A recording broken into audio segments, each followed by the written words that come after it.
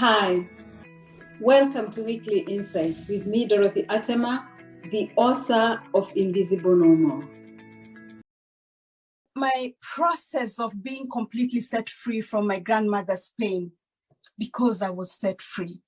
That's why I tell my story, my grandmother's pain. And when I was set free, I was really set free. Everything turned into a lot of love for the Dutch people. Dutch people are married to a Dutchman. They are my people. His people are my people. I think Netherlands is the most heavenly, beautiful country in the whole world. I've been to many countries. I'm not just saying as a cliche. It's the most beautiful country in this world. Because the pain, I refused for that pain to block me from enjoying what God had blessed me with.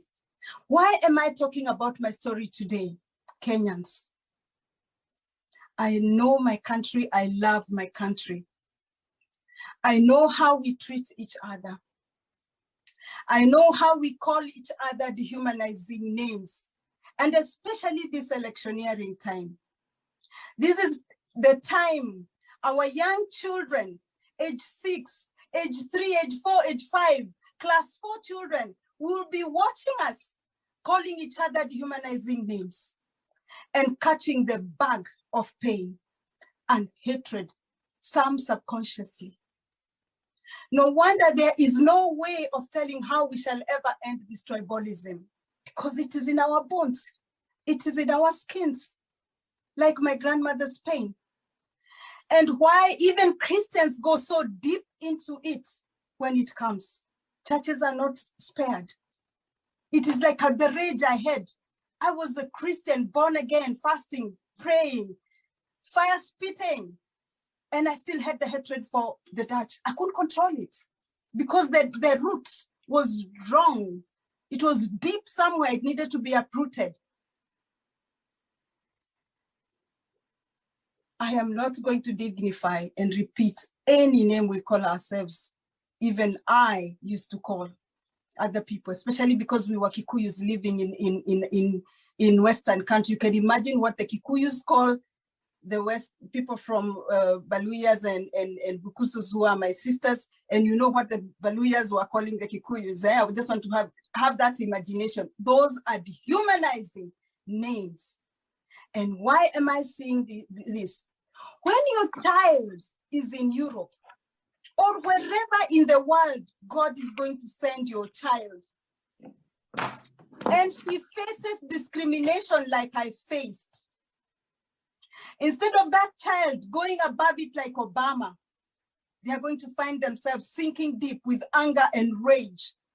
No wonder so many people of immigrants are found in jails, young people, rage. You cannot understand what is going on. Because we have opened a route with tribalism. We have opened a route, a soft landing place of rejection of that root of hatred and anger where this will come and land.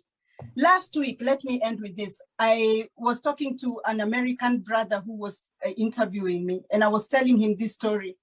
After I told him, he marveled at how I was able to pull out of that pain. He told me, how did you pull out of all that? Many are not able to do it. And I can understand him saying that as African American. I know the burden of pain puts them really down. I could see how he looked at me and he was trying to find out, how did you manage this? Why am I sharing this story? Because as you plant that root, some of your children will be able to pull out like I did. By God's grace, I hope they will be able to. But some will not be able to. And we are the ones who will be blamed for putting that root of hatred and anger. And no wonder there is shedding of blood every time we have elections. No wonder. I can understand it now since I came here and since I was delivered. Because that rage is not controllable, brothers and sisters. I'm telling you, that rage is not controllable. I can understand why people shed blood out of tribalism, anger and hatred. My challenge today, you who has heard my story, you cannot say You cannot walk out of this room as if you've never had this. Purpose never to call another person dehumanizing name. Purpose to shun away the tribal hatred, especially in front of your children, because that's your children's future you're destroying.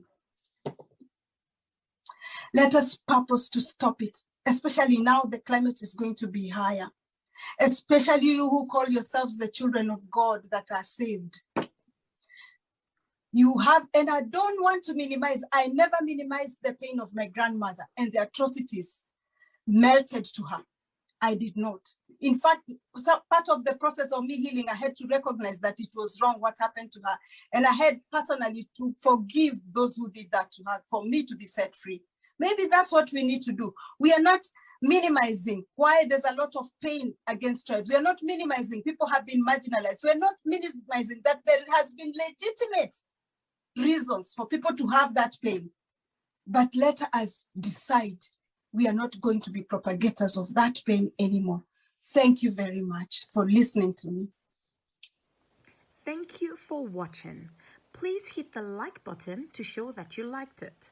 Don't forget to click on the subscribe button and hit on the notification key so that you get to be the first to know when we have a new release of the Weekly Insight.